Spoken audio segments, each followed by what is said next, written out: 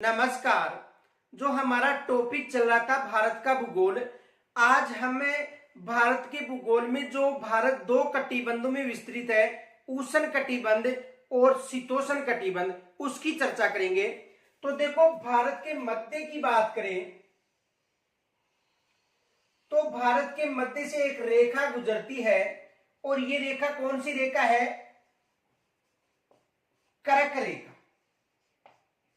कौन सी रेखा है? कर्क रेखा। तो कर्क रेखा के ऊपर की तरफ यदि बात करें तो शीतोष्ण कटिबंध है, और कर्क रेखा से लेकर भूमध्य रेखा तक की बात करें तो कौन सा कटिबंध है? उष्ण कटिबंध। तो भारत कितने कटिबंधों में विस्तृत है? दो कटिबंध, याद रखना। देखो, यदि कर्क रेखा से लेकर भूमध्य रेखा या 0 डिग्री जो अक्षांश रेखा है, इसके मध्य जो कटिबंध है, ये कौन सा कटिबंध होगा? देखो, ये उष्ण कटिबंध। ये कौन सा कटिबंध है?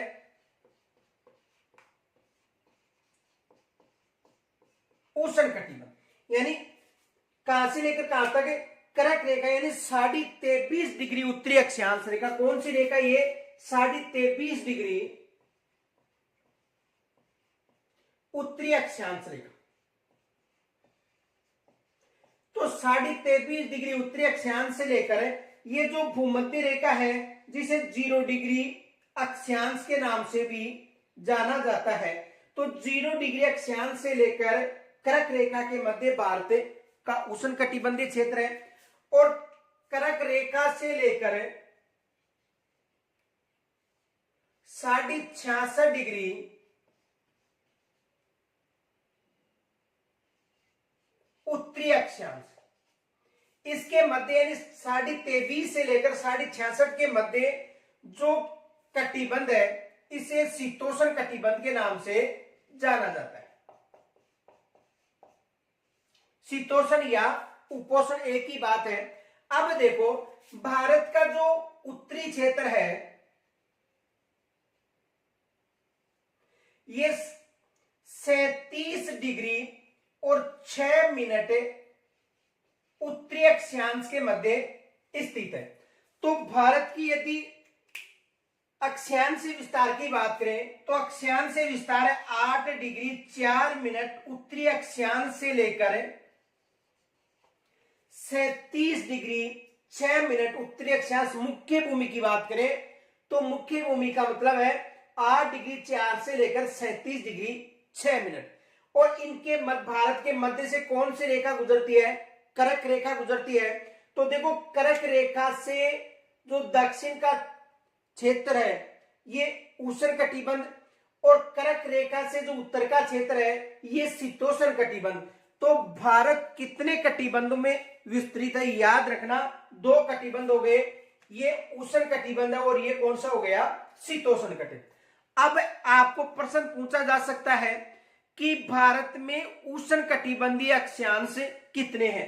तो देखो, उष्ण कटिबंधीय अक्षांश है 8 डिग्री से लेकर 23.5 डिग्री तक। यानी उष्ण कटिबंध की बात करें तो देखो, उष्ण कटिबंधीय अक्षांश है 23 डिग्री 30 मिनट जो कर्क रेखा है, वहां से लेकर 8 डिग्री 4 मिनट तक। ये भारत का उष्ण कटिबंधीय विस्तार हो गया। तो कितना हो गया? यानी 26 मिनट। देखो, 30 में से 4 मिनट शेष निकालेंगे तो कितने मिनट हो जाएंगे? 26 मिनट। और यहां पर कितने हैं? यानी 23 डिग्री। तो 23 डिग्री में से 8 निकालते हैं तो 15 डिग्री और 26 मिनट जो उष्ण कटिबंधीय विस्तार हो गया। कितना है? 15 डिग्री और 26 मिनट। यहां तक समझ में आ गया होगा। तो यहां से लेकर यहां तक जो उष्ण कटिबंधीय क्षेत्र है भारत में, ये कितने अक्षांशों के मध्य है? प्रश्न बन सकता है। देखो, 8 डिग्री 4 मिनट से लेकर 23 डिग्री 30 मिनट तक ये उष्ण कटिबंधीय विस्तार है भारत में। तो 8 डिग्री से 23 23.5 तक तो कितना अंतर होगा, 15 डिग्री 26 मिनट। यदि यहां पर देख लो कितना होगा, 15 डिग्री 26 मिनट। अब देखो ये तो उष्णकटिबंधीय विस्तार है। एग्जाम में प्रश्न बन सकता है कि भारत में कितने अक्षांशों के मध्य उष्णकटिबंधीय विस्तार है। तो भारत में कितने अक्षांशों के मध्य उष्णकटिबंधीय विस्तार है, 15 डिग्री और 26 मिनट। अब देखो दूसरा प्रश्न यह बन सकता है कि भारत का शीतोष्ण कटिबंधीय जो अक्षांशीय विस्तार है वो कितना है। तो देखो 60 यानी 37 डिग्री 6 मिनट से लेकर 23 डिग्री 30 मिनट के मध्य ये कौन सा कटिबंध है, शीतोष्ण कटिबंध। और उष्ण कटिबंध का विस्तार कितना हो गया, 15 डिग्री 26 मिनट, ये याद रखना। अब देखो आगे, यदि शीतोष्ण कटिबंध की बात करते हैं तो शीतोष्ण कटिबंध 23.5 से लेकर 37 डिग्री 6 मिनट तक होगा, यानी 37 डिग्री 6 मिनट। और यह हो गया 23 डिग्री 30 मिनट। अब देखो यानी ये मिनट है और ये डिग्री, तो 6 मिनट 30 मिनट से कम हो गए, तो यहां पर हम 1 डिग्री लेंगे। 1 डिग्री का मतलब 60 मिनट हो गए। तो ये कितनी मिनट हो गई, 66 मिनट। और 66 मिनट में से 30 मिनट शेष निकालेंगे तो कितनी मिनट होंगी, 36 मिनट। कितनी मिनट हो गई, 36। देखो यानी 37 डिग्री और 6 मिनट उत्तरी अक्षांश से भारत का उत्तरी बिंदु है, तो 37 डिग्री 6 मिनट और ये हो गया कर्क रेखा 23.5 डिग्री। तो यानी ये मिनट है और ये डिग्री का मतलब घंटे होते हैं। तो मिनट ये कम है और ये ज्यादा है, तो यहां पर 1 डिग्री लेंगे तो 6 मिनट पहले थे और 1 डिग्री लेने के कारण 60 मिनट ये हो गए। तो कितनी मिनट हो गई, 66 मिनट। 66 मिनट में से 30 मिनट शेष निकालने पर कितनी मिनट होंगी, 36 मिनट। अब देखो यहां पर कितनी डिग्री हो गए, पहले 37 डिग्री थे लेकिन अब 1 डिग्री देने पर कितने हो गए, 36 डिग्री। और 36 डिग्री में से 23 डिग्री शेष निकालने पर कितना होता है, 13 डिग्री। कितना डिग्री हो जाएगा, 13 डिग्री। तो 13 डिग्री और 36 मिनट जो भारत का शीतोष्णीय अक्षांश है, कितना है, 13 डिग्री और 36 मिनट, ये याद रखना। तो भारत कितने कटिबंधों में, 2 कटिबंध, कौन से, उष्ण कटिबंध और शीतोष्ण। एक तो एग्जाम में ये प्रश्न बनता है कि भारत कितने कटिबंधों में, 2 कटिबंध, एक हो गया उष्ण और एक शीतोष्ण। दूसरा प्रश्न ये बन सकता है कि भारत का उष्ण कटिबंधीय अक्षांश बताओ। तो उष्ण कटिबंधीय अक्षांश 15 डिग्री और 26 मिनट और शीतोष्ण कटिबंधीय विस्तार कितना है, 13 मिनट और 13 डिग्री और 36 मिनट। तो ये विशेष याद रखना कि उष्ण कटिबंधीय और शीतोष्ण। अब भारत को उष्ण कटिबंध और शीतोष्ण कटिबंध में विभाजित करने वाली रेखा कौन सी है, कर्क रेखा। तो अब कर्क रेखा के बारे में चर्चा करेंगे, यहां तक स्क्रीनशॉट ले सकते हो।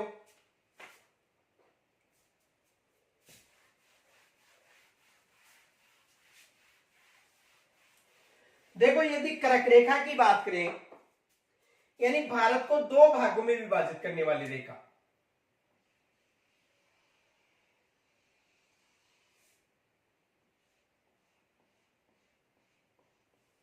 ये कौन सी रेखा है, कर्क रेखा। और कर्क रेखा से लगभग 10-15 प्रश्न ऐसे बनते हैं जो हर एग्जाम में पूछे जाते हैं।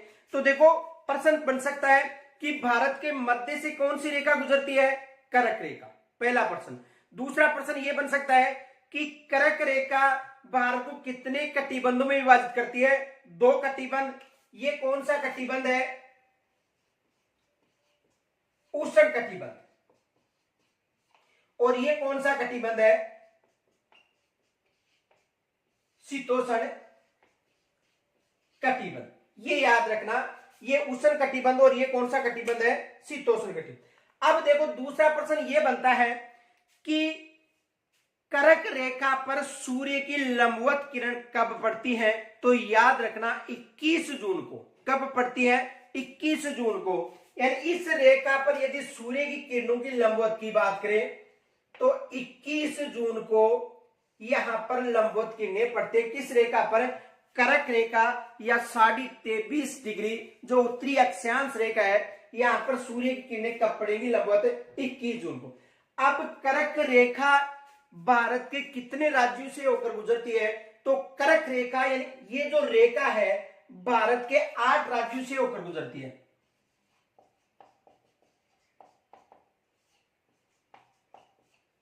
कितने राज्यों से होकर गुजरती है ये रेखा? यानी 8 राज्यों से होकर गुजरती है। कौन कौन से राज्य हैं? एग्जाम में प्रश्न बन सकता है। तो देखो, एक तो है गुजरात, दूसरा है राजस्थान, तीसरा है मध्य प्रदेश, उसके बाद में देखो मध्य प्रदेश के बाद में छत्तीसगढ़,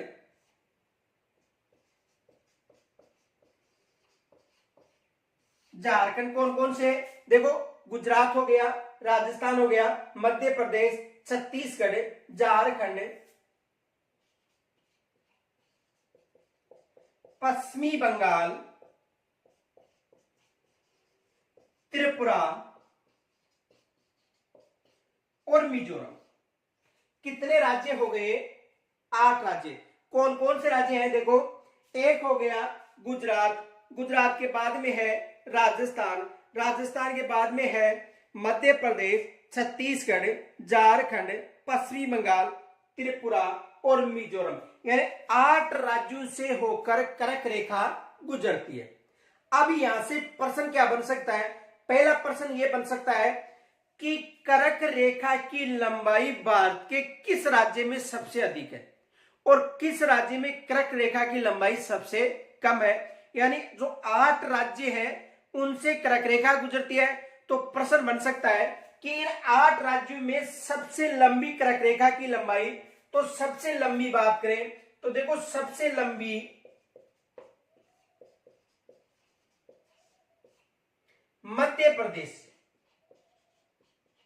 यानी कर्क रेखा की सबसे लंबी जो सीमा है वो किस राज्य से? मध्य प्रदेश।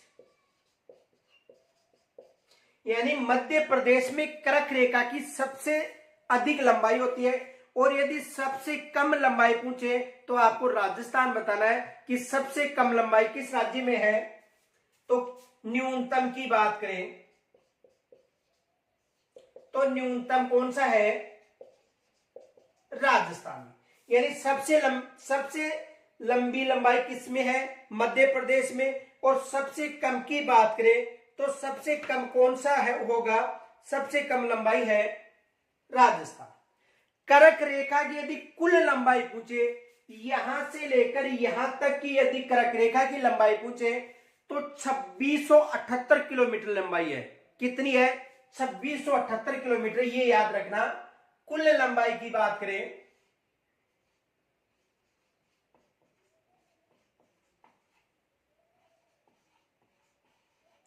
तो कितनी है?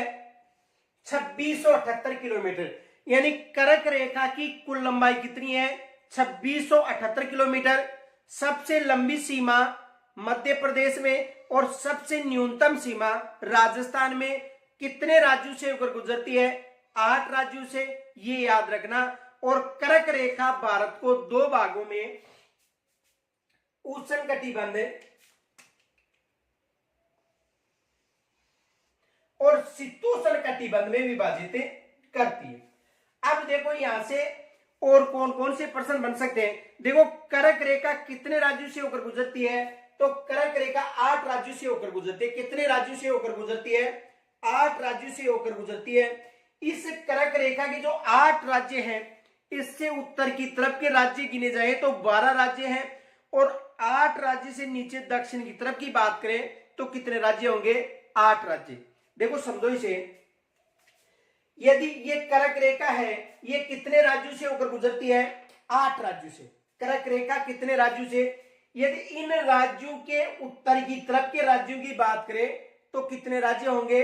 12 राज्य। यानी इन राज्यों के उत्तर की तरफ यानी इस कर्क रेखा पर जो गुजरते हैं, जैसे मान लो गुजरात, राजस्थान, मध्य प्रदेश, छत्तीसगढ़, झारखंड, पश्चिमी बंगाल, त्रिपुरा और मिजोरम, इन राज्यों से उत्तर की तरफ के राज्य पूछे जाए तो 12 राज्य बताने हैं, और इन राज्यों से दक्षिण की तरफ के राज्य पूछे जाए तो कितने राज्य बताने हैं?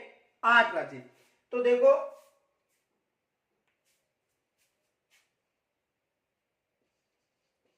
कर्क रेखा से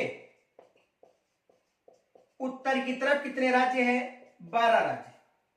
और यदि दक्षिण की बात करें तो दक्षिण की तरफ कितने हैं? 8 राज्य। समझ में आ गया होगा?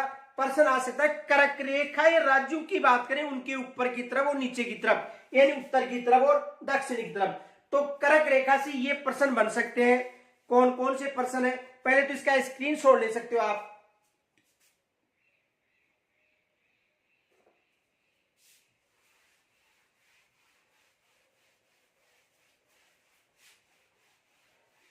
देखो कर्क रेखा से संबंधित प्रश्न बनने वाले, देखो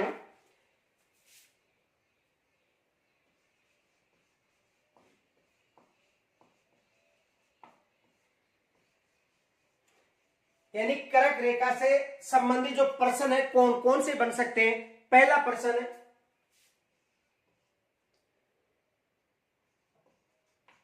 दो भागों में विभाजित, कितने भागों में विभाजित करती है भारत को? 2 भागों में। कौन कौन से हो गए? एक उष्ण कटिबंध और शीतोष्ण कटिबंध। कौन सा हो गया? एक उष्ण कटिबंध हो गया, और दूसरा कौन सा कटिबंध है? शीतोष्ण कटिबंध। 2 कटिबंध हो गए, एक उष्ण कटिबंध और एक शीतोष्ण कटिबंध। पहला प्रश्न ये बन सकता है। दूसरा प्रश्न ये बन सकता है 8 राज्यों से होकर गुजरती है।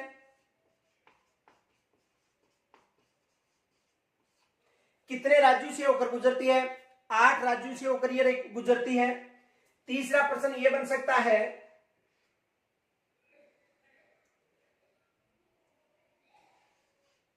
8 राज्यों के उत्तर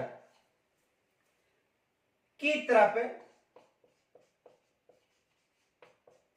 12 राज्य और दक्षिण की तरफ 8 राज्य हैं।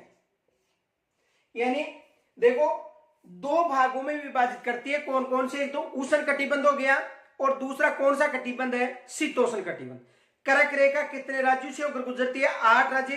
तो 8 राज्यों के उत्तर की तरफ कितने राज्य रहेंगे? 12। और दक्षिण की तरफ कितने राज्य रहेंगे?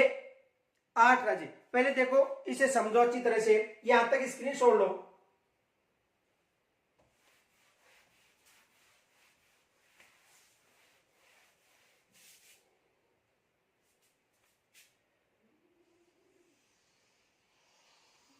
देखो ये भारत है और ये कर्क रेखा है गुजरात, राजस्थान, मध्य प्रदेश, छत्तीसगढ़, झारखंड, पश्चिमी बंगाल, त्रिपुरा और मिजोरम। कितने राज्य हो गए? 8 राज्य हो गए। गुजरात, राजस्थान, मध्य प्रदेश, छत्तीसगढ़, झारखंड, पश्चिमी बंगाल, त्रिपुरा और मिजोरम। इन 8 राज्यों से यदि उत्तर की तरफ के राज्य पूछे जाए तो 12 राज्य हैं, और इन 8 राज्यों से दक्षिण की तरफ के राज्य पूछे जाए तो कितने राज्य हैं? 8 राज्य। भारत में टोटल कितने राज्य हैं? 28 राज्य हैं। तो देख लो 8 कर्क रेखा पर हो गए और 12 उत्तर की तरफ, 8 और 12 20 और 8 दक्षिण की तरफ, तो कितने हो गए 28 राज्य। समझ में आ गया होगा। तो कर्क रेखा से उत्तर के राज्य पूछे तो 12 और दक्षिण के राज्य पूछे तो 8 राज्य, टोटल कितने हो गए 28। एक ये प्रश्न बन सकता है। दूसरा देखो,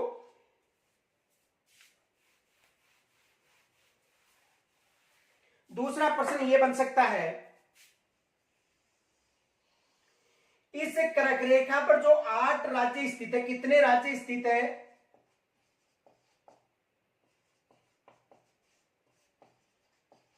8 राज्य, यानी इस रेखा पर कितने राज्य स्थित है 8 राज्य। तो इस रेखा की, कर्क रेखा की यहां से लेकर यहां तक जो लंबाई है ये कितनी किलोमीटर है 2678 किलोमीटर के लगभग है। कितनी है, यानी कुल लंबाई 2678 किलोमीटर है। ठीक है, अब इसमें जो सबसे लंबी जो ये सीमा है ये मध्य प्रदेश के साथ,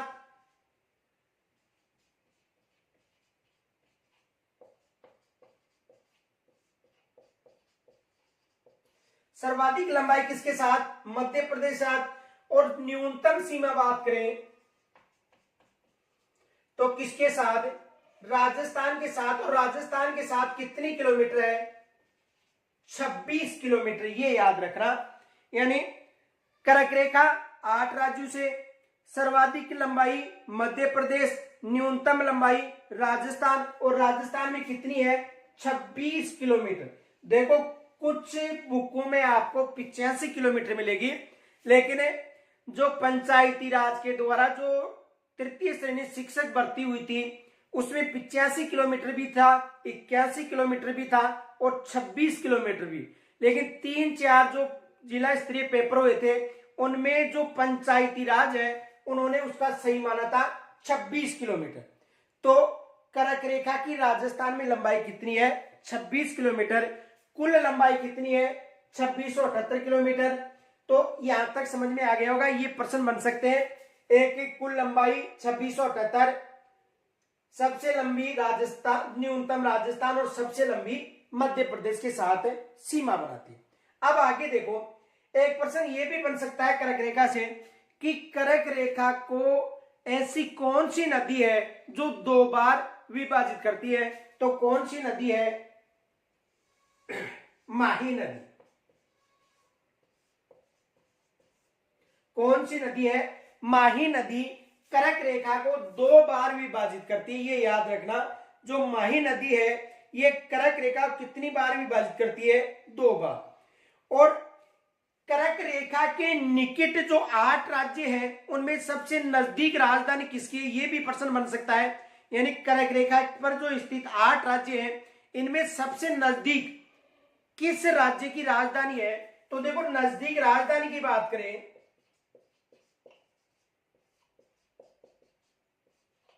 तो भोपाल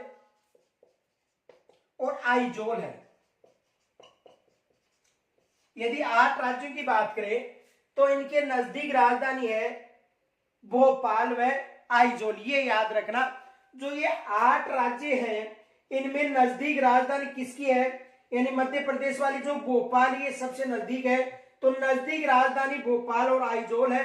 और यदि सबसे दूर राजधानी पूछे 8 राज्यों की बात करें तो सबसे दूर जो राजधानी है वो राजस्थान की यानी जयपुर है।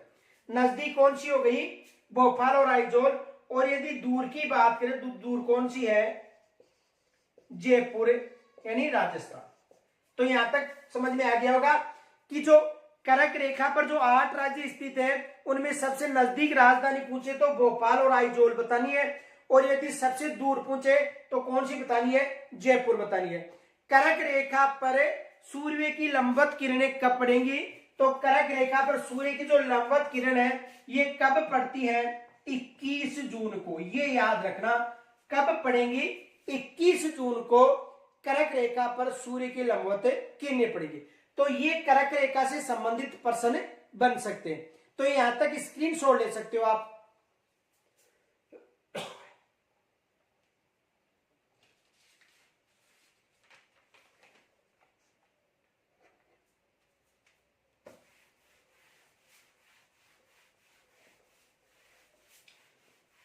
अब देखो, यदि देशांतरी विस्तार की बात करें तो देशांतरी विस्तार ने हमने पीछे देख लिया था कि 68 डिग्री 7 मिनट से लेकर 97 डिग्री 25 मिनट के मध्य भारत स्थित है।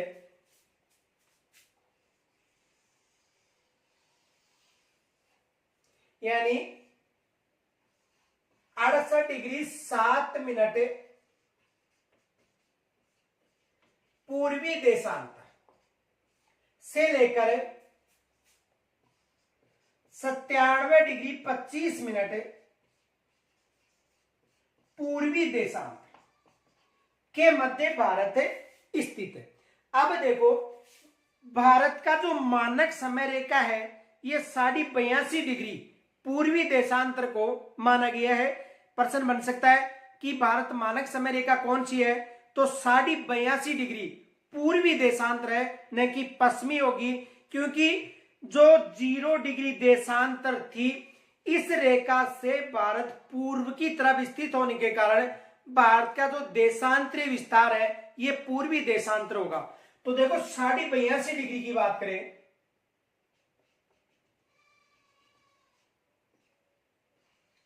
साढ़े 82 डिग्री पूर्वी देशांतर, ये भारत के 5 राज्यों से होकर गुजरती है। कौन कौन से राज्य है देखो, एक हो गया उत्तर प्रदेश, एक है मध्य प्रदेश, छत्तीसगढ़, ओडिशा यानी उड़ीसा और आंध्र प्रदेश। तो जो 82.5 डिग्री है जो भारत की मानक समय रेखा है ये कितने राज्यों से होकर गुजरती है, तो ये रेखा देखो उत्तर प्रदेश, मध्य प्रदेश, छत्तीसगढ़, उड़ीसा और आंध्र प्रदेश। तो कितने राज्य हो गए, ये राज्य है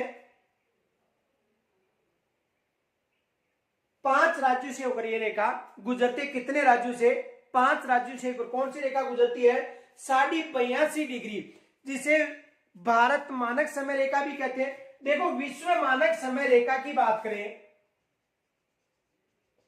जो 0 डिग्री देशांतर यानी 0 डिग्री, और इस रेखा को ग्रीनविच रेखा भी कहा जाता है। यह विश्व मानक समय रेखा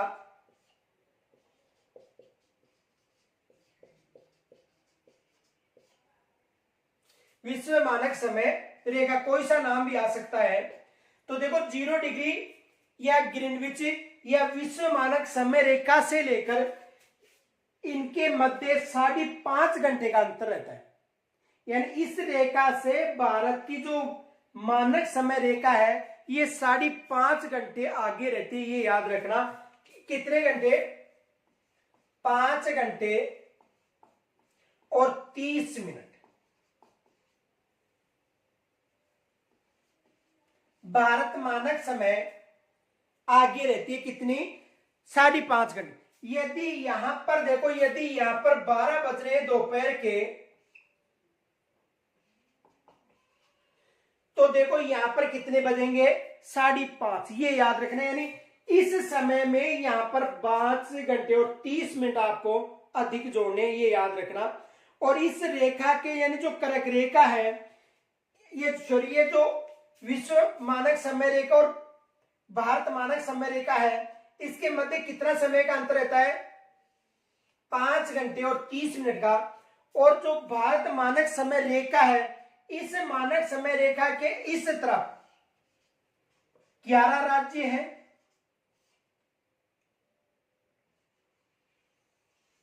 और इस मानक समय रेखा से इस तरफ कितने राज्य हैं, 12 राज्य। ये याद रखना।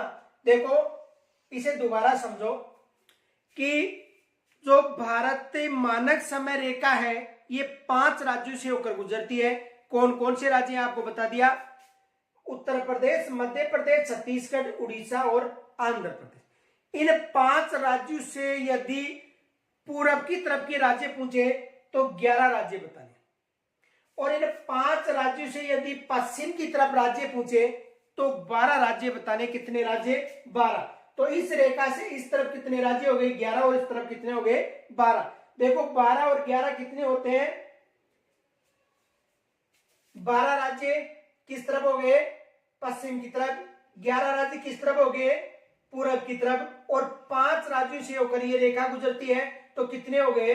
28 राज्य। यहां तक समझ में आ गया होगा। तो देखो प्रश्न क्या बन सकता है? एक प्रश्न तो ये बन सकता है कि भारत मानक समय रेखा है 82.5 डिग्री पूर्वी देशांतर, पहला प्रश्न। दूसरा प्रश्न बन सकता है कि 82.5 डिग्री या भारत मानक समय रेखा भारत के कितने राज्यों से होकर गुजरती है? तो 5 राज्य, उत्तर प्रदेश हो गया, मध्य प्रदेश, छत्तीसगढ़, उड़ीसा और आंध्र प्रदेश। एक ये प्रश्न बन सकता है। दूसरा प्रश्न ये बन सकता है कि जो भारत मानक समय रेखा है, इन रेखा पर स्थित राज्यों के पूर्व में कितने राज्य स्थित है? 11 राज्य। और भारत मानक समय रेखा पर स्थित राज्यों के पश्चिम में कितने राज्य हैं? तो 12 राज्य किसमें? पश्चिम की तरफ स्थित है।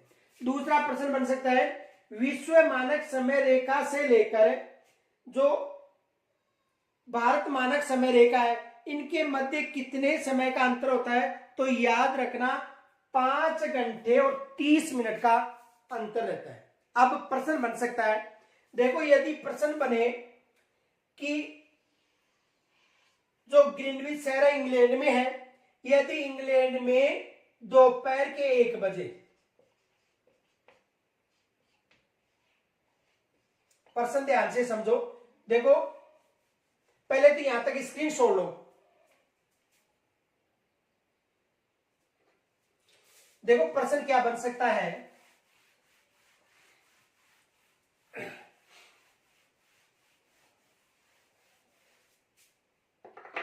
प्रश्न ये बन सकता है,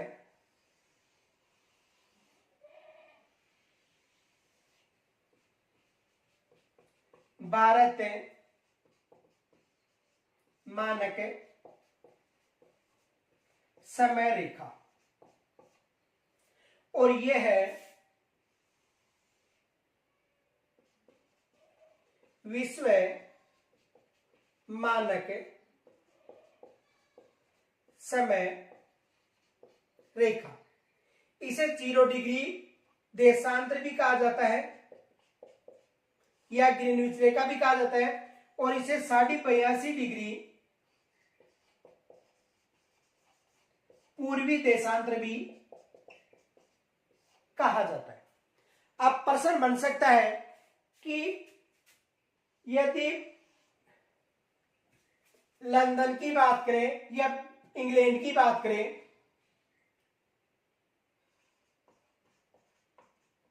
इंग्लैंड मान लो या लंदन मान लो, एक ही बात है, या लंदन में भारत और पाकिस्तान के मध्य, ध्यान से प्रश्न सुना, लंदन में भारत और पाकिस्तान के मध्य क्रिकेट मैच हो रहा है, और इस मैच का जो प्रारंभ है ये सायंकाल में 5 बजे होगा। प्रश्न ध्यान से समझो कि लंदन या इंग्लैंड में भारत और पाकिस्तान के मध्य 5 बजे क्रिकेट मैच का प्रसारण प्रारंभ होगा। तो बताओ भारत में इस मैच का प्रारंभ कब होगा? देखो प्रश्न देखो,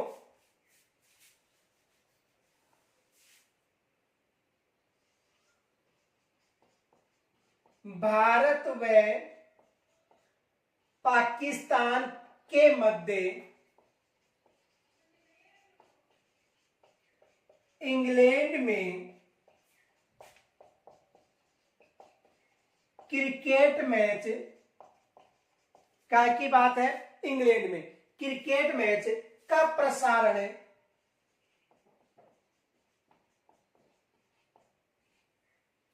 सायकाल 5 बजे होगा। तो बताओ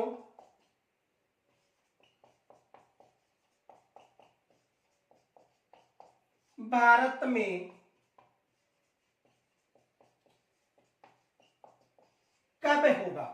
प्रश्न समझ में आ गया होगा कि भारत और पाकिस्तान के मध्य इंग्लैंड में क्रिकेट मैच का जो प्रसारण है सायंकालीन शाम को 5 बजे होगा। तो बताओ कि भारत में इसका जो प्रसारण है यानी प्रारंभ है कब होगा। तो देखो यहां पर 5 बजे हो रहा है, तो इस रेखा से भारत का जो मानक समय रेखा है ये 85.5 डिग्री यानी किस तरफ है, पूरब की तरफ, तो 5.5 घंटे आगे होगा। तो यहां पर 5 बजे हो रहा है, तो भारत में होगा 5:30 और जोड़ना है आपको, तो कितनी बजे होगा, रात्रि के 10:30 बजे। ये याद रखना, समझ में आ गया होगा कि 5.5 घंटे भारत मानक समय रेखा आगे है, तो वहां पर 5 बजे होगा, तो भारत में कितनी बजे होगा, यानी शाम काल पूछे तो रात्रि हो गए। और यदि सुबह की बात करें प्रातः काल की, तो उसमें जो भी समय दिया जाए उसमें 5.5 घंटे आपको प्लस करना है, तो कितनी बजे होगा, 10:30 बजे। एक ये प्रश्न बन सकता है। तो यहां तक यदि आपको अच्छी तरह समझ में आ रहा है तो लाइक जरूर कीजिए और अपने जो साथी हैं उनके पास भी इस वीडियो को अधिक से अधिक भेजने की कोशिश करें। और कोई समस्या हो तो मुझे कमेंट्स के द्वारा जरूर बताएं। और आप सभी से निवेदन है कि वीडियो देखने के बाद इसे लाइक जरूर करें और अपना फीडबैक जरूर दें कि समझ में आ रहा है या नहीं आ रहा है। आपको इससे आगे की जो क्लास है वो कल मिलेगी, तब तक के लिए नमस्कार।